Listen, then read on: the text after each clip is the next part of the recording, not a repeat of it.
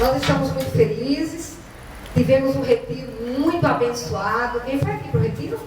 Levanta a mão, foi para o retiro. Nosso retiro foi intimidade com Deus, quebrando barreiras, comunhão com Deus e união entre irmãos e irmãs. Foi uma bênção, uma maravilha. A gente realmente teve intimidade com Deus, quebrou barreiras e se uniu como igreja. Na verdade, igreja, a gente vai falar sobre isso. Nós estamos no tempo da Quaresma, porque nós somos uma igreja litúrgica. Que é uma igreja litúrgica, é uma igreja que segue o ano litúrgico. E o ano litúrgico veio de onde, pastor? Veio da igreja primitiva. E por que a igreja está de roxo? Porque o roxo simboliza a penitência e a contrição. E o ano litúrgico e a Quaresma começa quando? Começa na quarta-feira, cinzas, e termina na quarta-feira da Semana Santa. E por que são 40 dias? Porque significa exatamente os 40 dias que Jesus passou no deserto. É um convite a mim e a você como igreja a passar 40 dias de jejum, de oração, de contrição. Porque se o Natal foi a promessa, a Páscoa é o cumprimento dessa promessa. É a minha e a sua vitória. Porque a história não termina na sexta-feira santa. A história termina no domingo de Páscoa. A história termina com a ressurreição de Jesus. Porque quando ele ressuscitou, ele vai garantir a vitória sobre a morte. É a minha e a sua vitória. Porque naquela cruz foi cravado o meu e o seu pecado. E naquela ressurreição está a promessa que eu e você ressuscitaremos um dia e estaremos na glória eterna. Amém? Amém. Então no Natal tem a promessa, mas na Páscoa tem a vitória. Por isso que a festa da cristandade, na verdade, não é o Natal, é a Páscoa. Então, esse roxo simboliza a contrição e a penitência. A contrição e a penitência que eu e você devemos ter nesses 40 dias que Jesus foi para o deserto. Sempre que Deus quer tratar com alguém na Bíblia, de Gênesis, em todos os momentos, Deus está levando para o deserto. E o número 40, ele é relatado nos 40 dias do dilúvio, nos 40 dias de peregrinação do povo judeu pelo deserto, nos 40 anos de peregrinação, nos 40 dias de Moisés e de Elias na montanha, nos 40 dias de Jesus no deserto, enfim, nos 400 anos que durou a estada dos judeus no Egito. 40 também era a estimativa de vida do povo judeu. Então 40 é muito simbólico. E devemos renovar nossa vida cristã, passando novamente pelo Mar Vermelho, das promessas batismais e da nossa união com Deus, na aliança, tornando presente o acontecimento do Sinai. Deus fez muitas alianças. Ele tinha uma característica em comum. Ele fazia as alianças, fez com Abraão, fez com muitos personagens bíblicos. Mas nós sabemos que essas alianças foram quebradas. No Antigo Testamento, interessante da igreja litúrgica, a gente já viu isso aqui em outras discussões e espaços, inclusive no retiro, onde nós tivemos um espaço, tivemos dinâmica, tivemos vivências, e as pessoas puderam questionar a igreja, porque é que a igreja é litúrgica. Tivemos uma discussão ótima, edificante, e a gente pôde compreender, nas leituras da igreja litúrgica, todas as leituras se casam. Então, a gente vê na leitura do Antigo Testamento de Gênesis, Deus fazendo uma aliança com Noé, onde essa aliança é unilateral. A aliança que Deus faz com Noé não precisa responder. Deus faz uma aliança unilateral. E a aliança que Deus faz, que Jesus vem fazer conosco, é uma aliança absolutamente perfeita. Mas o Evangelho de Marcos, ele não explica muito sobre a tentação de Jesus no deserto, como faz o Evangelho de Mateus ou Lucas. No Evangelho de Marcos, nós vemos uma perspectiva muito importante desse acontecimento da vida de Jesus. Vemos que o Espírito impelia Jesus para o deserto. Ele conduziu Jesus para o deserto. Muitas vezes, ao ler esse texto, nós imaginamos que Jesus foi ao deserto ser tentado pelo diabo. Mas não é essa a verdade. Jesus foi ao deserto se preparar para iniciar o seu ministério. Então, foi o Espírito Santo que levou Jesus ao deserto. Foi o Espírito Santo que conduziu Jesus ao deserto. Por quê, igreja? Porque Jesus era Deus, mas Jesus era humano. Jesus tinha uma parte humana. Porque Jesus era filho de Deus, mas Jesus era filho de Maria. Nós já falamos sobre Maria aqui nessa igreja. Jesus tinha uma parte humana. E essa parte humana ele herdou de quem? De mim. Ele herdou de Maria. E essa parte humana de Jesus tinha que ser trabalhada. E ela foi trabalhada onde? No deserto. Mas se vocês prestarem atenção, Jesus, como eu e como você, ele habitou um corpo mortal e precisou desse tempo específico para fortalecer-se no Espírito. Alguém poderia ler Lucas, capítulo 4, versículo 14? Observe quando Jesus saiu do deserto. Marcos não fala, mas Lucas vai dizer especificamente o que aconteceu com Jesus quando ele saiu do deserto. Lucas, capítulo 4, versículo 14. Encontrou tudo? Então, pela virtude do Espírito, voltou Jesus para a Galiléia, e a sua fama correu por todas as terras em derredor. Alguém encontrou? Lê, pastor Amado. Então Jesus, no poder do Espírito, regressou para a Galiléia, e a sua fama correu por toda a circunvizinhança. Você já esteve no deserto? Você está no deserto? Pois deixa eu lhe dizer uma coisa, quando você sair do deserto, você vai sair do poder do Espírito Santo de Deus. Porque no deserto é lugar de engrandecimento. Deserto é lugar onde Deus faz a obra. Eu já estive em pelo menos uns 4 desertos na minha vida. Dê graças a Deus se você estiver no deserto, porque é no deserto que você vai sair cheio e cheio do Espírito Santo de Deus. Jesus saiu no poder do Espírito Santo de Deus. Ele saiu no poder para fazer a obra. Sabe por que o Espírito Santo impeliu ele para o deserto? Porque lá ele foi trabalhado para sair do poder do Espírito. Na sua tradução diz na virtude, mas lá na pastora diz como na minha Bíblia, no poder do Espírito. Você foi chamado para o ministério, você foi chamado para o ministério nessa igreja, ou em outra igreja, ou em qualquer lugar. Você que está me ouvindo, para você ser trabalhado, você foi para o deserto, você tem que procurar. Sabe por quê? Porque você só pode ir se você for no poder do Espírito Santo de Deus. É assim que você vai exercer o seu ministério, no poder do Espírito Santo de Deus. Jesus é a segunda pessoa da Trindade, pastora. Sem sombra de dúvida, ele era o Verbo, e o Verbo era Deus, e o Verbo estava com Deus. Mas ele era o Jesus histórico, ele tinha uma parte humana. E essa parte humana teve que ser trabalhada no deserto. Para quê? Para quando ele sair do deserto, ele fosse no poder do Espírito Santo de Deus. Ele pudesse exercer o ministério dele no poder do Espírito Santo de Deus.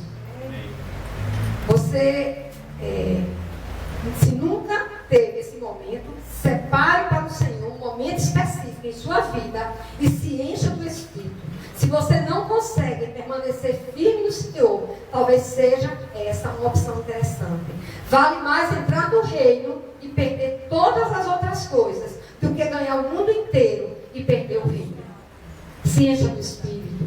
Se encha do Espírito. Mas o deserto dói, pastor, dói. Mas o deserto é lugar de crescimento. Sabe por quê? Porque no deserto Deus não te abandona. Pelo contrário, o poder dele se aperfeiçoa na fraqueza. O poder dele se aperfeiçoa na fragilidade. Sabe por quê? Porque quando nós estamos no deserto, nós deixamos a nossa arrogância, nós deixamos o nosso orgulho, nós deixamos de confiar nos nossos próprios conhecimentos para nos abandonar no poder de Deus, no seu amor e na sua graça. É por isso que nós somos fortes no poder de Deus. Por isso que nós saímos do deserto no poder do Espírito Santo de Deus. Quem está com a Bíblia aberta, que pudesse continuar na leitura, quando Marcos, no versículo 14 e 15, Marcos. Selma, pode ler? Marcos 14 e 15.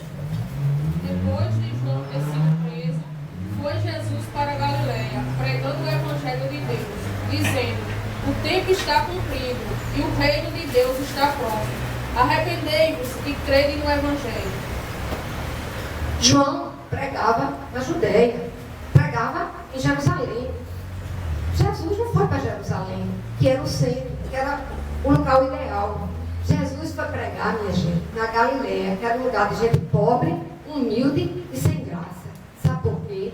Porque desde sempre Jesus fez uma opção por pessoas pobres e excluídas socialmente. Domingo passado teve culto lá no Retiro. E nós vimos na palavra que Jesus encontrou-se com um leproso. E o que foi que Jesus fez? Na palavra do Antigo Testamento era clara a ordem do Levítico que não se deveria tocar em um leproso. E Jesus fez o quê? Tocou no leproso. O que Jesus fez? Rasgou o Levítico. Bem rasgadinho, não foi isso que nós vimos na palavra? Quem estava no culto? Rasgou o Levítico. As pessoas dizem hoje, mostrando o Levítico, pinçando o Levítico para mostrar a determinados segmentos sociais. Levítico 18, 22. Pois lembre que na palavra Marcos 1, 40 a 45, Jesus desrespeita Levítico. Ele mesmo. Nós vimos isso domingo passado. Jesus vai e desrespeita ele mesmo o Levítico. Que os fundamentalistas adoram passar na cara da gente. É o próprio Jesus que vai e desrespeita o Levítico. Sabe por quê? Porque nós não estamos no tempo da lei. Nós estamos no tempo da graça, do amor, da misericórdia maravilhosa de Jesus Cristo de Nazaré. Amém? E aí, Jesus não vai para a Judéia, Jesus não vai para Jerusalém. Sabe para onde Jesus vai? Jesus vai para a Galileia, para lugar de gente pobre, de gente humilde, de gente excluída. Porque a opção de Jesus é pelos excluídos sociais. A opção de Jesus é para gente que ninguém quer. Jesus vai ser encontrado onde menos as pessoas esperam. Muitas vezes pensamos que vamos achar Jesus nos grandes centros religiosos, mas são os pescadores humildes que o têm encontrado. A religião nada tem a ver com a vontade do Senhor. E é por isso que Jesus não foi primeiramente para Jerusalém. Jesus optou por pregar para pessoas excluídas socialmente, como vimos no domingo passado. A pregação de Jesus era acerca do reino, do arrependimento e em crer no Evangelho. O reino de Deus é o lugar onde Deus exerce seu governo e sua autoridade. Mas nós temos, nessa leitura que nós acabamos de ver, a tentação do deserto. Jesus foi tentado. A Bíblia diz que no 40º dia Jesus sentiu fome. Está bem claro lá em Mateus. Foi exatamente aí que o demônio atacou, quando veio o primeiro momento de fraqueza. Quando será que o inimigo ataca a mim e a vocês? Quando nós somos fracos. Ele vai atacar em quê? Na minha fortaleza, na sua fortaleza? Não. Ele vai atacar, como a pastora Márcia disse, no meu pecado de estimação, no seu pecado de estimação, na sua fraqueza. É exatamente na minha e na sua fraqueza que o inimigo vai atacar. E eu destaquei algumas fraquezas nossas, alguns pecados nossos. E gostaria de tratá-los. Alguns pontos. As fraquezas que não destruímos acabarão nos destruindo. Se você ler 1 Samuel 15:3, 2 Samuel 1:8, você vai ver que o rei Saul, ele não combateu o inimigo dele. E o que foi que acabou acontecendo? Esse inimigo voltou para combater o rei Saul. Combata as suas fraquezas, identifique suas fraquezas. Nós devemos identificar as nossas fraquezas. Nós não devemos fugir delas. As nossas fragilidades. Fazer um exame próprio do que nós temos de fragilidade, porque são nessas fraquezas que o inimigo vai atacar a mim e a você. Porque Jesus foi tentado, Jesus estava lá no deserto. Por que Satanás não foi tentado no primeiro dia? Nem no segundo, nem no terceiro. Foi quando Jesus sentiu fome. Marcos não relata, mas Mateus relata. Foi quando Jesus sentiu fome que o demônio foi sentá-lo. Por quê? Na fraqueza de Jesus. As coisas das quais queremos nos distanciar determinam o que Deus trará até nós. Quanto mais você quer se distanciar de algo, mais Deus trará até nós. Todo mundo cai, mas só quem é firme se levanta novamente. Você vai ficar caído, você vai ficar caída. É aí que Satanás vai ficar junto de você. Permaneça, minha filha, fique lambendo ferida, fique sentindo pena de você mesmo. Você é um coitadinho. Aí fica aí mesmo. o seu Deus não lhe ama, não. Não vai na igreja, não. Vai dar logo um fastídio espiritual em você. Primeira coisa que você vai querer é não orar. A segunda é não ler a palavra. A terceira é não congregar. Não é desse modelo? Quando vai à igreja, não. Vou ver a dança dos famosos em Faustão, que é melhor. Se você tem a Sky, você vai assistir a Sky. Se você não tem uma coisa nem outra, você vai comprar um DVD pirata e vai assistir em casa. Mas você não quer vir para a igreja. Pastora, mas eu posso encontrar com Deus em casa. Não duvido disso. Mas eu duvido que você vá orar, você estando triste, arrasado ou arrasada. Provavelmente você vai brigar com Deus e alinhar com Ele. Porque é isso que Satanás vai fazer na sua fraqueza. Não é verdade? Só Jesus na causa. É desse modelo, porque é desse modelo comigo. A gente começa a fazer bico para Deus. E bico para o povo da igreja e bico para a pastora. E se a pastora faz bico, sabe para Deus, para a esposa da pastora. Que diz que tem sempre um problema. Os problemas da igreja e o problema da pastora. Não podemos corrigir o que não estamos com disposição a reconhecer e a enfrentar. Como é que nós vamos corrigir algo que se eu não quero enfrentar isso? Não, eu não quero corrigir algo que eu não quero enfrentar, nem reconhecer. Eu estou sempre certa, Como é que eu vou corrigir algo? Eu só posso corrigir algo quando eu reconheço que isso não está certo. Então, o Satanás vai amar se eu continuo achando que eu estou correto nesse pecado de estimação. Óbvio, é exatamente nessa fraqueza que ele vai atuar. A crise sempre acontece quando estamos aonde? Na curva da mudança. Eita, eu estou firme na igreja, eu estou firme na rocha, eu sou o cara. Vai no orgulho? É no orgulho que a curva vai dar e tudo é rápido e cai. E cai assim, está calado. Sabe? Igual aqueles programas antigamente tinha, eu sou cafona antiga, de o coiote, eu não me lembro o nome do outro. Era o coiote, me ajuda, não é da tua época. Se entrega, Antônio, vai. Não é da tua época, era o coiote e quem? E papalégua. Né? O povo do coiote ficava deixa acabar. Pronto. Vai na mudança, estou na igreja, estou na unção, eu sou um guerreiro, sou uma guerreira, estou lá firme. Vai na vaidade, vai no orgulho, vai na prepotência, porque é na prepotência que Satanás vai te pegar. É no orgulho que ele vai te pegar. Fiz a mensagem do domingo que eu dei, foi uma bênção. Satanás me pega na segunda-feira e me dá uma rasteira que eu caio de 4 no chão. A indignação com nossos erros e pecados é o lugar do nascimento das soluções de novos comportamentos. Para de se considerar sem pecado. Você e eu. Olhe para si. Se examine. Está lá em Coríntios. Quando Paulo vai falar sobre a Santa Ceia. Examine-se o homem a si mesmo. Porque quem comer desse pão e beber desse vinho indignamente acarretará juízo para si mesmo. Isso vale para tudo. Eu não tenho que olhar para a vida de Antônio, nem de Selma, nem de Érica, nem de Diego. Eu tenho que olhar para a minha vida. Eu tenho que dar conta da vida de ninguém, eu sou guarda de trânsito. Eu tenho que dar conta da minha vida. Porque a minha vida é cheia de pecado. Eu não posso, acho que viu isso no retiro. Né? Só porque os pecados dos meus irmãos, das minhas irmãs são diferentes, eu posso me achar melhor? Não.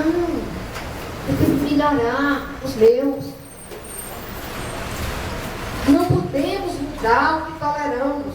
Se vivendo dando desculpa a nós mesmos e a nós mesmas por falta, ou dizendo que não somos tão pecadores quanto X, ou quanto Y, ou quanto Z, estaremos dando brecha para Satanás atuar em nossas vidas.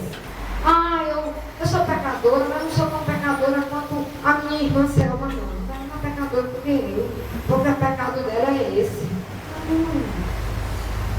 Isso é na brecha para o demônio entrar na minha vida, na vida da irmã Selma e na vida da igreja. Todo relacionamento alimenta uma fraqueza ou uma força dentro de nós. Com quem você se relaciona? Quem são suas amizades? Suas amizades edificam, lhe trazem para Cristo. E quem é o teu companheiro e a tua companheira? Você é uma coluna para essa pessoa ou você está passando o tempo todo a mão na cabeça dessa pessoa? Essa pessoa nunca erra. Você exorta. em amor, tadinho, tá tudo certo. E o que ela fizer, você está vendo? Não, ela está certa. Você fica com todo mundo. Como é que funciona? Porque eu levo cada exaltação, minha gente, só Jesus na causa. Só Jesus na causa. E eu amo, bom, porque a gente cresce. Eu gosto de ser exaltada. Quando eu vou exaltar, o negócio é diferente. Você quer ser pastor o tempo todo, não é fogo, né?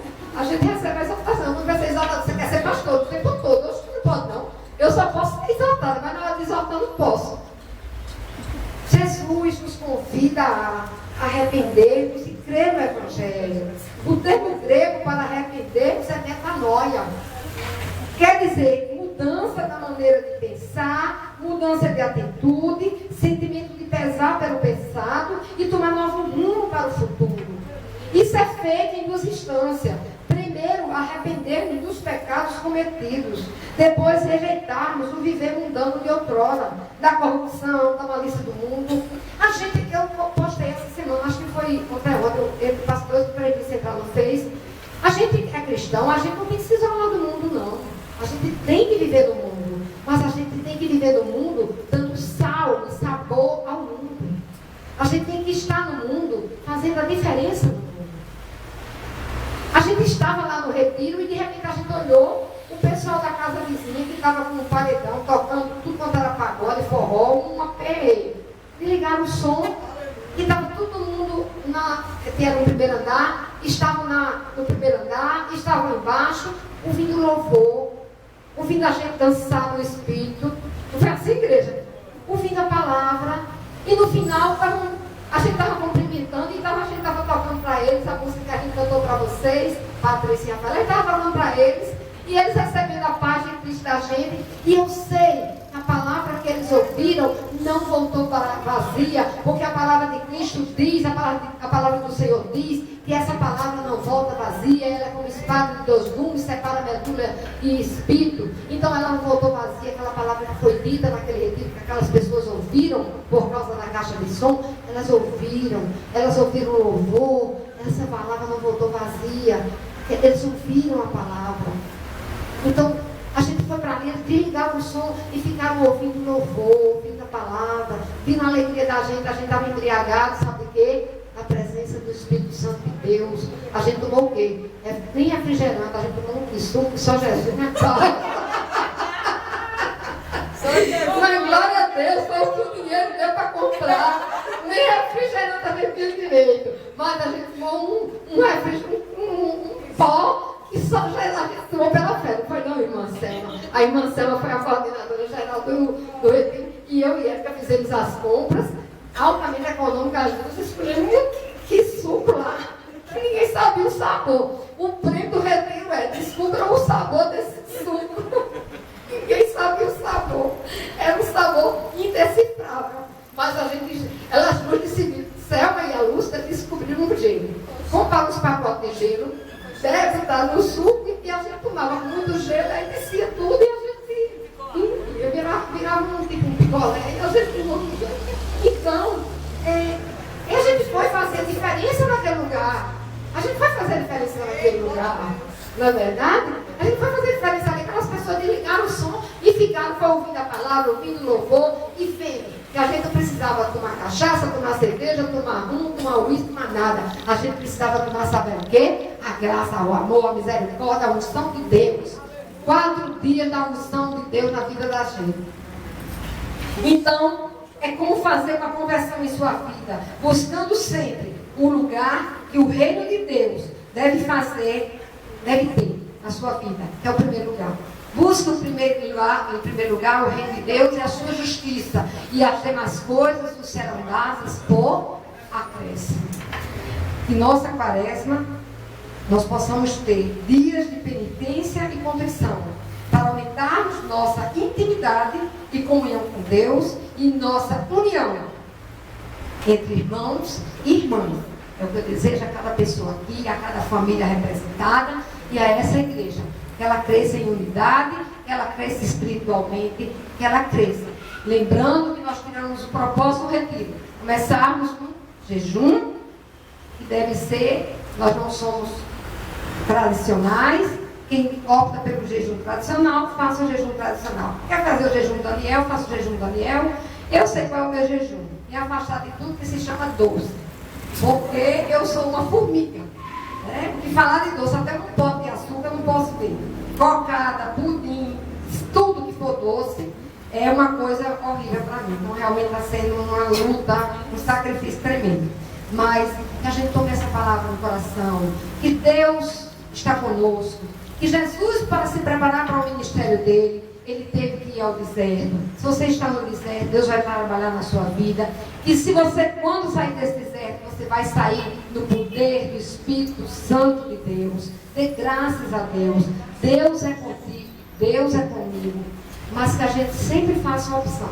A opção de se examinar, a opção, como a pastora Márcia disse tão sabiamente em sua oração, tão cheia do Espírito, de procurar os nossos pecados de estimação e, sobretudo, de buscar o reino de Deus. Porque, como Jesus diz aqui em sua palavra, ele está perto. Ele está bem perto. E esse reino ele tem que ser construído aqui e agora. Ele virá. Mas nós também temos um compromisso de trazer esse reino para as pessoas. Viver esse reino. As pessoas devem conhecer esse reino. Os campos estão brancos.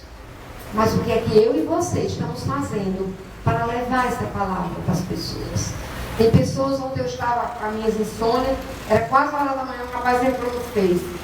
E eu disse, ligue para mim amanhã, porque ele estava muito angustiado. Eu não gosto de conversar pelo Facebook. Ligue para mim amanhã, tem pessoas tão angustiadas, tem pessoas tão cheias de palavras equivocadas que foram ditas a elas.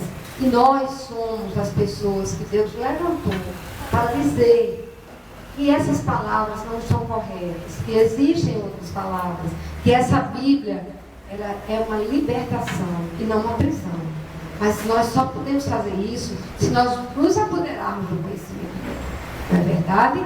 Então, a gente tem compromisso, a gente tem compromisso com Deus, a gente tem compromisso de palavras de verdade, de amor, de libertação.